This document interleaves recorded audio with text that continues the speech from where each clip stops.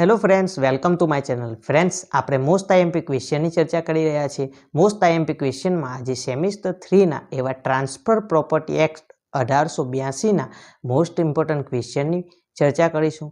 જે most important question તમારી આવનારી યુનિવર્સિટીમાં તમે તૈયાર કરશો તો ખૂબ જ ઉપયોગી થવાના છે. તો વિડીયોને અંત સુધી જોવાનું ન ભૂલતા. જો તમે ચેનલ પર નવા હો તો ચેનલને ઝડપથી સબસ્ક્રાઈબ કરો. વિડીયો ગમે તો વિડીયોને લાઇક કરવાનું ન ભૂલતા. તો હવે આપણે સૌપ્રથમ આ ટ્રાન્સફર પ્રોપર્ટી એક્ટના લોંગ ક્વેશ્ચનને વિગતવાર જોઈએ અને ત્યારબાદ શોર્ટ ક્વેશ્ચન પણ મોસ્ટ આઈએમપીને જોઈશું. તો તેમાં સૌપ્રથમ લોંગ ક્વેશ્ચન છે ટ્રાન્સફર પ્રોપર્ટી એક્ટનો કે મિલકત હસ્તાક્ષર વ્યાખ્યા આપી કઈ મિલકતનું હસ્તાક્ષર થઈ શકે અને કઈ મિલકતનું હસ્તાક્ષર ન થઈ શકે તે સમજાવો. સેકન્ડ નંબરનો ક્વેશ્ચન છે એકવાર ગીરો હંમેશા ગીરો આ નિવેદનને તેના અપવાદો તેમજ કેસ ક્લોઝ સાથે સમજાવો. થર્ડ નંબરનો ક્વેશ્ચન છે ભાડાપટ્ટાની વ્યાખ્યા આપી તેના આવશ્યક તત્વોને ઉદાહરણ સહિત કેસ ક્લોઝ સહિત સમજાવો.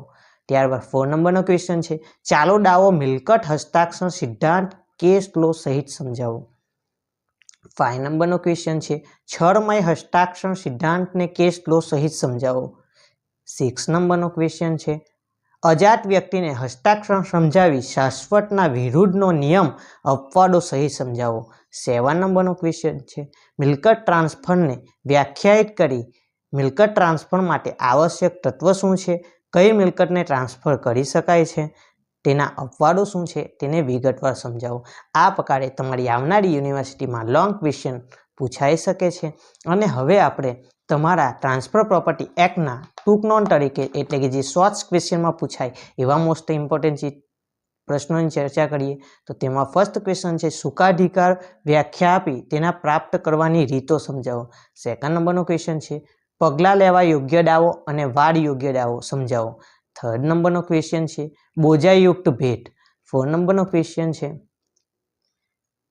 નિહિત હિત અને આકસ્મિક હિત સમજાવો. 5 નંબરનો ક્વેશ્ચન છે જંગમ અને સ્થાવર મિલકત વચ્ચેનો જે મુખ્ય તફાવત છે એને સમજાવો. 6 નંબરનો ક્વેશ્ચન છે ખરીદનાર અને વેચનારને સમજાવો.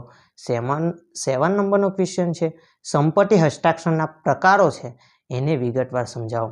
આ પ્રકારે તમને 100 ક્વેશ્ચન પર ટ્રાન્સફર પ્રોપર્ટી એક્ટમાંથી પૂછાઈ શકે છે. આવા જ મોસ્ટ ઇમ્પોર્ટન્ટ ક્વેશ્ચન જોવા માટે અમારી ચેનલ સાથે જોડાયેલા રહો.